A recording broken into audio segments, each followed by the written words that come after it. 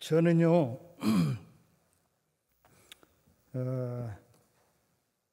6.25 이야기로 시작을 해요.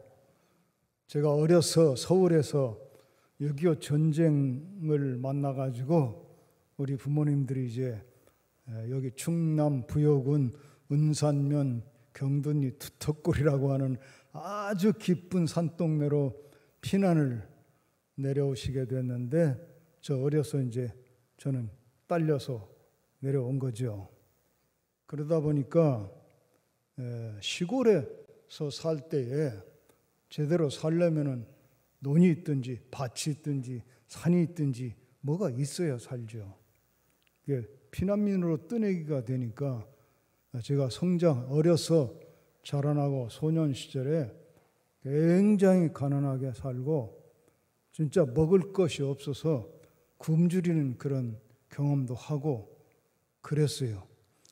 그러다가 못 먹다가 어쩌다 먹을 거 생기면 막 걸어 넣어가지고 이 위장이 늘어나서 위장병 환자가 되고, 이게 먹을 것도 없는데 먹어도 소화를 못 시키고 그러니까 몸이 더 약해져가지고 나중에는 폐결핵에 걸리고 심부전증이 생기고 뭐 자꾸 하나씩 이 육신의 병이 늘어나는 거예요.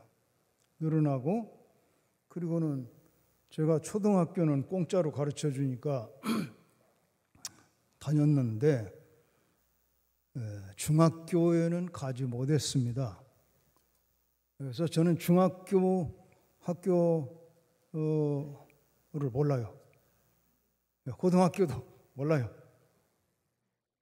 그러고 보니까 오늘 원양교회 성도님들 이 초딩 설교 듣게 생겼네. 참네. 이제 그렇게 살던 때에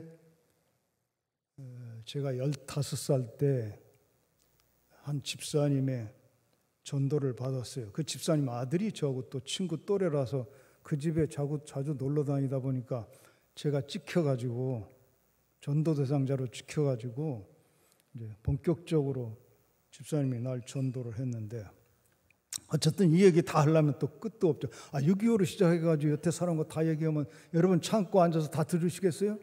그래서 하여튼 하다가 1년 교회 다닌 지 1년 후에 만으로 16살 때 제가 이 죄를 회개하는 경험도 하고 예수님을 만나는 경험도 했습니다. 본격적인 예수 믿는 자가 됐죠. 근데 그렇게 믿고 나서 이제 성경을 읽고 싶어져서 창세기부터 읽자 하고 처음부터 읽기 시작했는데, 뭐 처음 읽자마자 다 깨닫는 사람 있겠어요? 이게 뭔 얘기인지 하면서 그냥 읽어 나가는데, 오늘 본문 창세기 12장에 와서 12장을 읽다가 보니까 그것도 뭔 말인지 다 모르겠어요. 무슨 뭐 큰 민족을 이루게 한다든지 뭐 이런저런 얘기 다 모르겠는데, 그냥 눈에 확 들어오는 게 하나 있어요. 그게 뭐냐면 내가 네게 복을 주어. 복을 준다는 말만 눈에 확 들어오는 거예요.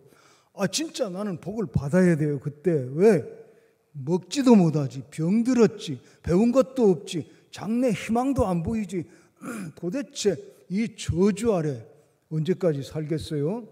그런데 예수 믿었더니 복을 주어 나오니까 너무너무 좋아서 아멘, 내가 복을 받겠습니다 그랬지. 그래서 그때부터 저는 하나님께 복을 달라고 기도하기 시작했어요. 병도 고쳐달라고 기도하고 또 공부도 시켜달라고 기도하고, 이제 우리 가족들 다 예수 믿고 구원받게 해달라고 기도하고, 이렇게 이제 날마다 기도하면서 살았습니다. 그러니까 희망이 생긴 거예요. 최소한도 절망에서 희망이 생겨난 거예요. 그리고 기도하면서 그렇게 될 것이라고 믿어지고 이렇게 살 의욕이 생기고 긍정적인 에너지가 내게 솟아나는 그러한 은혜를 입게 되었어요. 그런데 20살이 넘어가면서 창세기를 또 읽게 됐어요. 창세기 몇 번째 읽는 거죠? 두 번째요? 아니요, 몰라요. 몇 번째 읽는지. 하여튼 이렇게 읽고 또 읽고 하니까, 그런데 두 번째로 깨닫는 거예요. 똑같은 본문인데 두 번째로 깨닫는 게 뭐냐면, 복이 될지라, 이 말씀이 깨달아져요. 복을 주겠다는 말만 나는 깨닫고 붙들고 기도해 왔는데, 이번에는 복이 될지라 그러는 거예요. 여러분, 같은 말이에요? 다른 말이에요? 복을 준다는 말과 복이 될지라 하는 말은 똑같아요? 다른 부분이 있어요? 다른 부분이 있어요. 이게 차원이 달라요. 그것도 내내 복 준다는 말은 되는데 차원이 달라요. 어떻게 다르냐? 복을 받는다는 건 내가 저주 아래 있다가 하나님의 사랑의 자녀가 돼가지고 하나님이 내게 주시는 복들을 받아가지고 내가 누리는 거요. 복을 누리며 사는 거예요. 이건 틀림없어요, 여러분. 평생 하나님의 복을 누리고 살 줄을 믿고 가세요. 그런데 이제 두 번째로 깨닫는 건 뭐냐면, 내가 복이 된다는 겁니다. 내가 복이 될지라 이런 거예요. 내가 복이 된다는 거예요. 내가 복이 된다는 건 뭐예요? 이제 이 하나님의 자녀의 삶이라고 하는 건 복을 받아서 내가 누리는 그 차원에서만 이 복받고 사는 게 아니라, 이제는 복덩어리가 돼가지고 다른 사람에게 복이 되는 거예요. 복이 될지라, 복이 될지라. 이게 이제 가까운 데서부터 깨달아진 뭐냐면, 나 때문에 내 부모님들이 복을 받게 되겠구나. 할렐루야. 그리고 좀 그때는 미혼이었지만은 내다보니까 나한테 시집 오는 여자가 복을 받겠구나. 할렐루야. 내 자녀로 태어나는 놈들이 복을 받겠구나.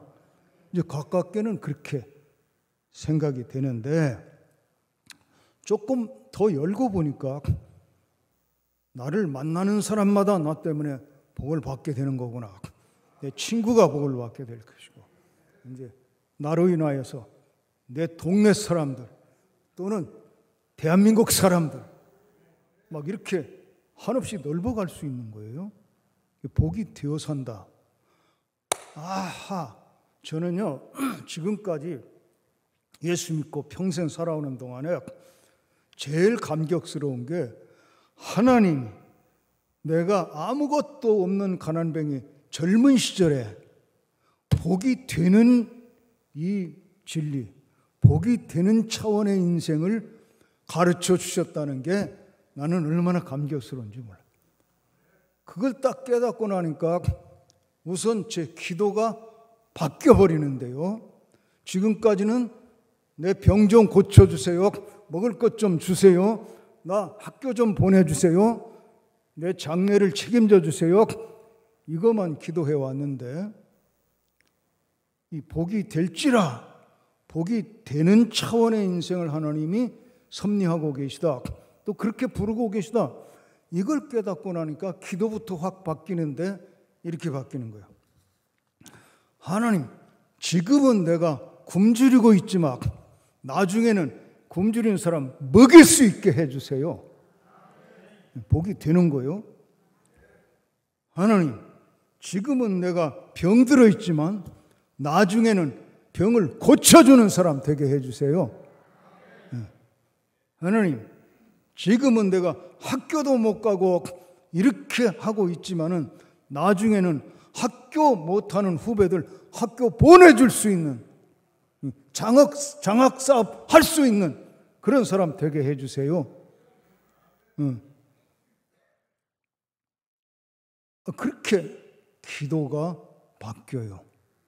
복이 되는 차원으로 기도가 바뀌어요. 그러니 어떻게 될까요? 그 기도 응답될까요? 안 될까요? 응답이 되지요. 그렇게 기도하다 보니까 내 현실과 그 기도의 내용, 이게 갭이 있죠. 분명히 현실은 굶는 사람 먹일 거 없어요. 나도 지금 굶고 있는데 누구 먹일 수 없어요. 현실은 나도 병들어서 아직도 고생하고 있는데 누구 고쳐줄 무슨 능력도 없고 병원 보낼 돈도 없고 아무것도 없어요. 갭이 있는데 그때 그렇게 기도하다 보니까 하나님이 그 길로 인도하기 위해서 내 마음에 그런 믿음과 희망을 주신 것 같아요. 내가 아무리 둘러봐도 이 시골에 그냥 묻혀서 평생 산다면 나 혼자 먹는 것도 지금 해결 안 돼. 내 병도 고치러 병원에 갈 능력도 안 생겨. 아무리 봐도 없어요. 그래서 나는 이 시골에 살 수는 없다. 도시로 진출할 것이다. 그런데 무작정 도시로 가기만 한다고 뭐가 또 만들어지는 게 아니니까 지금은 기회를 엿보면서 지금은 혼자라도 공부를 해야 되겠다. 그래서 공부를 하기 시작해요. 독학을 한 거예요. 혼자 공부한 거예요. 선배들 중학 졸업한 선배들 집에 가서 책 중학교 공부한 거 있는 대로 다 내놓으라고 나 이거 빌려주라고 이래가지고 중학교 모든 책 다 빌려다 놓고 중학교 공부 혼자 했어요. 혼자 해서 검정고시가 있다고 그래가지고 쳤더니 합격이 되더라고요. 고등학교 과정도 혼자 했어요. 그냥 죽을 똥살똥 했어요. 그런데요, 중간에 포기할 만도 한데 포기하지 않을 수 있는 건 그게 하나님의 은혜예요. 그게 하나님과 나와 함께 하시면서 하나님이 나를 계속 격려해 주시는 거야. 너 복이 되고 싶다고 하지 않았냐? 응? 너 다른 사람까지 먹이는 인생까지 살고 싶다고 하지 않았냐? 응?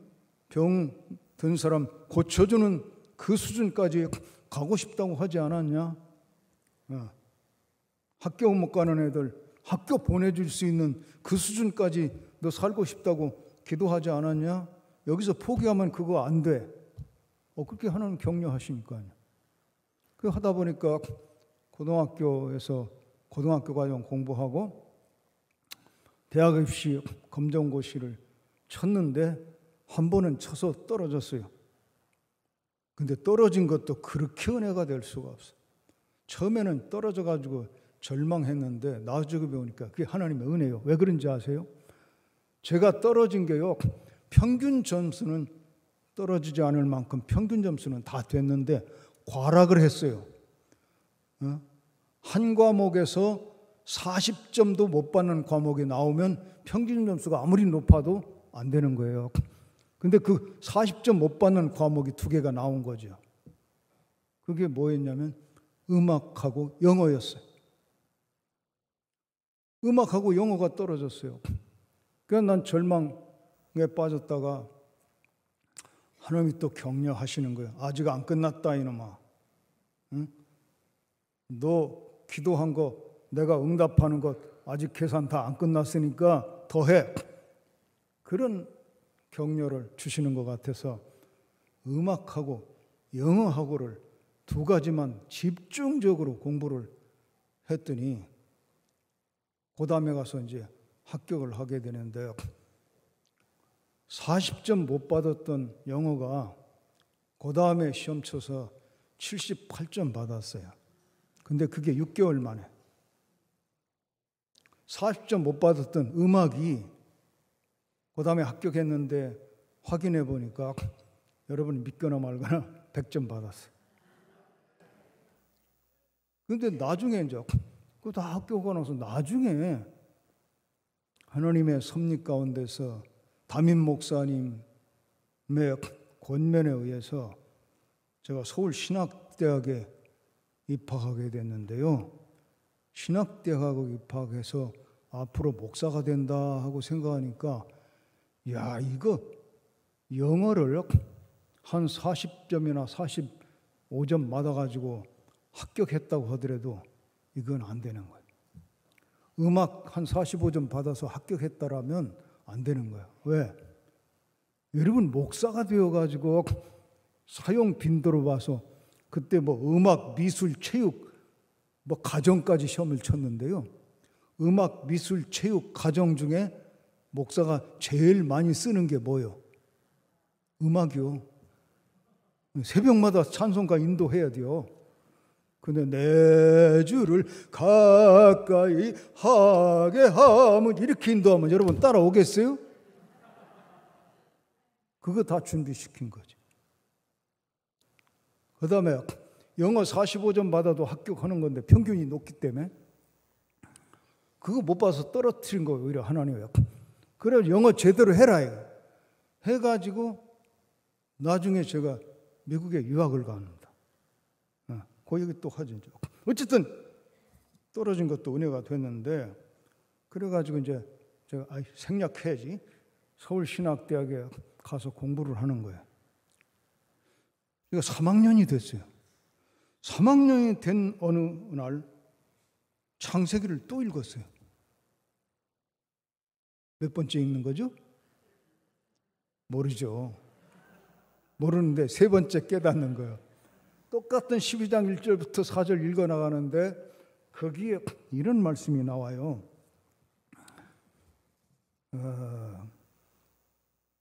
땅의 모든 족속이 너로 말미암아 복을 얻을 것이라. 그런데 저는 성경을 읽을 때 이 말씀이 물론 하나님께서 아브라함에게 하신 말씀이에요. 근데 이거 옛날 아브라함에게 이렇게 말씀하셨다 그랬네. 이 정도로 우리가 성경을 읽으면 나하고 아무 상관이 없잖아요. 그래서 저는 성경을 읽을 때 아브라함에게 말씀하시던 모세에게 말씀하시던 뭐 다윗에게 말씀하시던 바울에게 말씀하시던 그 말씀이 내게 말씀하시는 걸로 일단 들어보려고 해요. 근데 그날은 땅의 모든 족속이 너로 인하여 복을 얻으리라. 이 말씀이 여러분에게도 들리기를 바라는데요. 그날 제게 그렇게 들렸어요. 강천아, 땅의 모든 족속이 강천이를 인하여 복을 받으리라. 어메, 땅의 모든 족속이 내가 복이 된다는 것까지는 진짜 깨달았는데 몇 년 전에 깨달았는데 복이 어디까지냐면 땅의 모든 족속까지요. 천하 만민까지요. 엄청나네. 그러면서 이제 신학생이니까 신학적으로도 좀 이제 깨닫는 거예요. 아하, 하나님은 아브라함 한 사람 불러내고 구원하실 때부터 천하 만민 모든 족속을 마음에 품고 계셨고 아브라함과 아브라함의 후손을 통해서 천하 만민 모든 족속을 구원하시려는 계획을 가지고 아브라함을 부르셨구나. 이 원리에 의해서 내가 이 말씀 속에 들어가 보면 하나님은 이강천이를 처음부터 부르실 때에 이강천이를 구원하시고 은혜 주시고 복 주시려고 불렀을 뿐만 아니라 이강천이를 또 세워서 많은 사람들에게 복음을 전하고 복을 받게 하고 복을 나눠주고 그리고 심지어 천하만민 모든 족속이 구원받고 복받게 하는 그 역사에 날 쓰시려고 하셨구나. 이게 깨달아지는 거예요. 할렐루야. 여기 와보니까 이 교회는 이미 그렇게 가르쳐지고 있는 것 같아. 다 금방 알아듣고 지금 금방 다 아멘 한다고 얘기해요. 그렇게 되니까 기도가 또 바뀌어. 기도가 바뀌었는데 이번엔 어떻게 기도가 바뀐지 아세요? 기도가 이렇게 나오대요. 하나님, 나 미국에 유학 보내주세요. 그렇게 기도하게 됐어요. 왜 미국에 유학인가? 하나님께서 나로 하여금 천하만민 모든 족속 전 세계 사람들이 복음을 듣고 복을 받게 하는 역사에 나를 부르신다고 하셨는데 나는 지금 준비하는 중이고 공부하는 중인데 내가 세계적인 일꾼으로 나를 준비하고 싶습니다.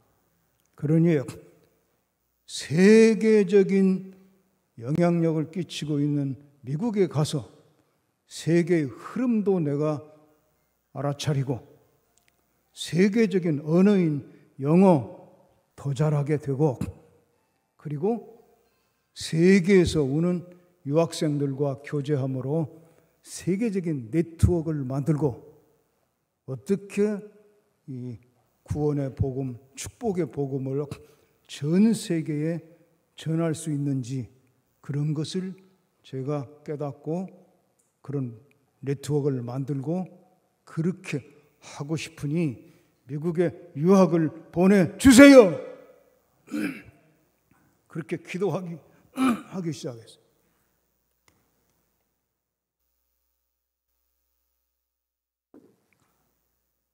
그 기도 응답될까요? 안 될까요? 제가 미국에 유학을 가야 되겠다고 결심할 때 그 마음이 내가 유학 갔다 와서 뭐 출세하고 무슨 뭐 큰 교회라도 맡고 무슨 신학대학의 교수라도 하고 뭐 이런 내 개인의 차원에서 기도했다면 기도도 그렇게 힘있게 끝까지 기도하지 못했을 거예요. 사명. 하나님이 천하만민 모든 족속 다 구원하시고 복받게 하시기를 원하신다는 하나님의 마음이 내게 부딪혀 와서 내게 사명처럼 느껴졌기 때문에 이거 이루기 위해서는 나를 키워야 되겠습니다. 미국 유학 보내주세요 하고 석 달을 기도했더니 하나님 내 마음속에 현실적으로는 응답은 아닌데 마음에 내가 너 미국 유학 보내줄 거다 응답하시더라고. 그래서 난 그때부터 갑을 간증했어요. 갑을 간증이 뭐냐, 아직 유학 안 갔지만 앞으로 간다, 두고 봐라, 내가 미국 유학 갈 거다, 그리고 갔다 와서 다시 간증하마, 막 이렇게 큰 소리 치고 다녀. 그런데 그 후로 이제 신학대학을 졸업하고 대학원도 하고 또 군목으로 제가 갔다 왔어요. 군목을 제대하고, 군대 안 갔다 오면 우리나라에서 그 당시에는 여권 안 만들어주기 때문에 미국 유학 갈 수가 없어요. 정식으로 가려면 무슨 비법을 써서 가는 게 있는지는 몰라도 정상적인 절차로는 군대를 가서 제대를 해야 이게 여권을 발행을 할 수가 있기 때문에. 그래서 군목으로 군을 봉사하고 제대를 하고 와서 그리고 미국 유학길이 열리더라고. 할렐루야. 그러다 보니까 제 평생에 아주 확신 하나가 있는데, 그리스도인은 단순히 생존 문제에 붙들려 사는 건 불쌍한 거다. 무엇을 먹을까? 무엇을 입을까? 어디에 잠을 잘까? 뭐 이거 살아남는 거. 오늘 이 코로나 시대에는 더 그렇죠. 오늘날 이 코로나 시대에 우리 교회가 어떻게 살아남아야 되나? 대부분 목사님들이 이거 막 안절부절하고 있는 거예요. 근데 뭐 이거 온양온천 교회 와보니까 그런 걱정 하나도 안 하는 것 같아. 할렐루야. 이 살아남는 게 이게 중요한 게 아니에요. 하나님이 우리를 하나님의 자녀로 부르실 때는요, 네 잘 먹고 잘 살라고 잘 살아라 하는 요 정도 가지고 부른 게 아니더라니까. 오히려 굶는 사람 먹이고 병든 사람 고치고 멸망길 가는 사람 천국길로 끌어내고 마귀에게 사로잡힌 사람들 다 해방시켜 하나님의 자녀로 만들고 저주 아래에 있는 사람들 복받게 만들고, 이게 우리가 살아가는 길이요. 하나님이 복이 되는 수준까지 살도록 우리를 부르셨는데 아직도 이 아래서 어떻게 살지, 뭐 먹고 살지 이러고 살아가면 이거 그리스도인으로서는 이건 불쌍한 거요. 네? 올라오세요. 내가 볼 땐 온천교회 성도들은 다 올라와 있는 것 같긴 한데 아직 이 아래에 있는 분이 하나라도 계시다면 다 올라오라고. 내가 어떻게 살까 이거나 걱정하고 하는 그 정도 삶이 아니라니까. 아니, 하나님이 내게 보여준 건 그거예요. 그 정도 삶이 아니에요. 다른 사람 좀 살리려고. 내가 어떻게 살게가 아니라 어려울수록 내가 저 죽어가는 사람들 어떻게 살려야 되나, 이거 붙들고 살면 나는 죽어요? 천만에. 그게 진짜 복이에요. 내가 얼마나 쌓아놓고 사느냐, 그게 진정한 축복이 아니라 나를 통해서 얼마나 많은 사람들이 살아나느냐, 나를 통해서 얼마나 많은 사람들이 행복해지느냐, 나를 통해서 얼마나 많은 사람들이 하나님의 복을 받게 되느냐, 이게 진짜 복이라요. 저는 그렇게 살았어요. 아니, 하나님이 그렇게 살도록 가르치시고 때로는 그렇게 한 사람 책망도 하시고. 그래서 이 선교 사명도 교회는 굉장히 중요하다는 것도 젊어서부터 깨달아가지고 저는 평생 선교만 떠들고 다녔는데, 제가 서울신학대학의 원래 윤리학 교수입니다. 윤리학 교수인데 바깥 사람들, 이제 우리 사정을 제대로 모르는 분들은 제가 선교학 교수인지 알아요. 왜냐면 하도 선교 운동을 많이 하고 다니니까 선교학 교수인 줄 알고요. 초교파적으로 무슨 대회, 이제 그 한국 그걸 뭐라고 불렀지? 하여튼 선교대, 젊은이들 선교대 하는 거 있잖아요. 요즘은 뭐 코로나 때문에 못하지만 그런 선교대 같은 거 하면 꼭 저를 강사로 불러요. 전체 강사 아니면 부분 강사라도 꼭 불렀는데, 가면은 소개를 그렇게 해요. 서울신학대학의 선교학 교수이신 이광천 목사님. 그러면 난 나가서 나 선교학 교수 아니고 윤리학 교수, 이 얘기부터 하려고 또 시간 낭비해요. 그리고 저는 자비량 선교를 하나님이 훈련시키더라고요. 제가 선교사로 나가진 않았는데 국내에서 사역하면서도 틈틈이 방학 동안에 뭐 이런 때는 전 세계에서 나를 불러요. 왜 부르죠? 천하만민 전 세계 사람들 다 복을 받게 만드는 존재로 하나님이 세우셨으니까 날 불러대지요. 내가 가면 자기들에게 복이 되니까 불러대지요. 그런데 선교지에 가서 제가 한 일은, 그 나라 말도 모르는데 가서 무슨 자세한 걸 뭘 할 수 있겠어요. 그 나라에 가서 선교하고 있는 한국 선교사들 집회해가지고 선교사들이 은혜 받고 그분들이 더 능력 있게 일하게 되면 그게 제게는 선교 사역이더라고. 그래서 그걸 섬기게 되는데 이제 다 생략하고 그게 한 평생 한 100번가량 그렇게 선교사 집회를 제가 나가서 섬기게 되는데, 전혀 그거 다 자비량 하는 거예요. 자비량. 강사료 받고 가는 것도 아니고 항공료 받고 가는 거 아니고 다 자비량하고 섬기는 건데, 그게 왜 그러냐? 복이 되고 싶으니까. 할렐루야. 오늘 저 일부 예배 때도 얘기했는데요, 이 사명을 느끼고 인간 영혼에 대한 사랑이 마음속에 불타오르게 되면 돈이 있느냐 없느냐, 능력이 있느냐 없느냐, 이게 먼저가 아니에요. 사명이 먼저. 사명을 발견하며 사명에 사는 사람들은 현실적인 능력에 갇히지 않아요. 할렐루야. 그래서 저는 나중에 현직 후배 목사들을 훈련하는 바나바 훈련원이라는 훈련을 세워가지고 20년 훈련하다가 은퇴했는데, 거기 오는 목사님들에게 현재 당신들이 느끼고 있는 능력과 할 수 있는 분량, 그거 가지고 따지지 마라. 하나님 앞에 사명을 느끼는 분량이 어디인지 그걸 확인하라. 그러면 그게 현실적으로 생각해서 불가능해 보여도 하나님이 사명으로 깨닫게 하는 분량은 다 할 수 있게 하신다. 그래서 저는 그런 후배들에게 그런 말을 했는데 그게 이 명언처럼 남아가지고요. 나한테 교육받은 목사님들은 교회 가보면 그런 거 막 붙여놓고 있더라고. 한번 복창해 보실래요?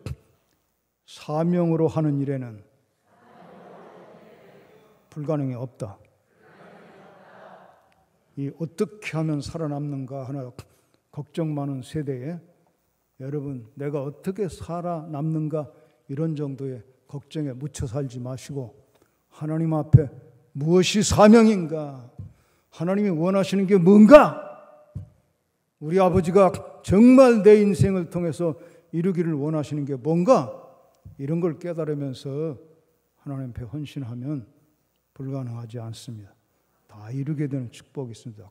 그리고 이 코로나 시대에 역사적으로도 이 코로나 때문에가 오히려 교회가 부흥했다고 로마에서 초대 교회가 부흥할 때 코로나 아닌 전염병 때문에 코로나는 아니었죠. 그때 전염병, 흑사병 이런 것들이 돌았기 때문에 기독교가 부흥했다는 겁니다. 왜냐하면 다른 사람들은 다 꺼려서 도망가는데 그리스도는 목숨 걸고 죽어가는 사람들 다 살리려고 막 간호하고 치료하고 붙들고 기도하고 하다가 그리스도인들도 걸려서 죽긴 죽어요. 그러나 그 모습이 예수님의 모습을 로마인들에게 다 보여줬기 때문에 모두 기독교로 개종해 오는 역사가 일어난 거예요. 이 코로나 시대에 내가 어떻게 살아남을까? 여기서 살면 늘 오그라들고 걱정, 근심 벗어날 날이 없어요. 아무것도 못해요. 사명 찾아서 여러분 기도하시기를 축원합니다.